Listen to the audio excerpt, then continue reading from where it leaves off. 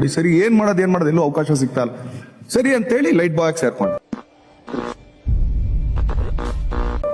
ಸೇರ್ಕೊಂಡಾಗ the first day ಒಂದು ಇದ್ರಲ್ಲಿತ್ತು ನಮ್ಗೆ ತುಗುದಿ ಪುಷ್ಪನ್ ಸರ್ ಮಗಪ್ಪ ಸರ್.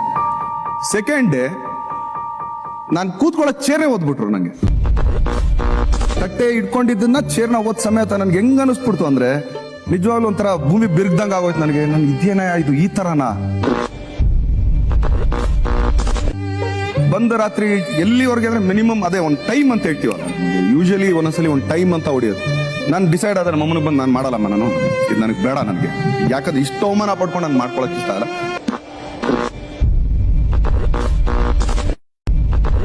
ಯಾಕಿದ್ರು ನಮ್ಮ ಅಪ್ಪನದೊಂದು ಟ್ಯಾಗ್ ಇತ್ತು, ಅದಕ್ಕೆ ಅವಮಾನ ಮಾಡೋದು ಬೇಡ ಹಂಗೆ. ಸರಿ ರಾತ್ರಿ ಎಲ್ಲ ಒದ್ದಾಡೊದ್ದಾಡ್ ನನ್ ನಿದ್ದೆನೂ ಹತ್ತಲ್ಲ ನನಗೆ. ಏನು ಏನು ಏನು ಆ ಒಂದು 12 ಗಂಟೆ 12:30 ಇರ್ಬೋದು ಸರ್ ನನ್ ಅಪ್ರಾಕ್ಸಿಮೇಟ್ಲಿ. ಒಂದ್ ಮನ್ಸಿಗೆ ಅನ್ಸಿದೆ, ಹೌದಲ್ವಾ ತಪ್ಪೇನು, ಅವ್ರು ಇದ್ದಾಗ ವ್ಯಾಲ್ಯೂ ಕೊಡೋರು, ಈಗ ಇಲ್ವಲ್ಲ ಬಿಡ ವ್ಯಾಲ್ಯೂ ತಗೊಳ್ಳೋಣ ನಾವು. ನನಗೆ ಬೇರೆ ಯಾವ್ದು ವರಮಾನ ಇರ್ಲಿಲ್ಲ. ಸೊ ಮನೆ ನಡಿಬೇಕು, ಸೊ ಅಕ್ಕನ ಮದುವೆನೂ ಆಗಿದೆ. ಸೊ ಏನ್ ಮಾಡೋದು ಸರಿ ಹಾಲ್ ಮಾರೋಣ. 500 ರೂಪಾಯಿ ಹಿಡ್ಕೊಂಡು ಬೆಂಗಳೂರು ಬಂದವನ್ ಸರ್.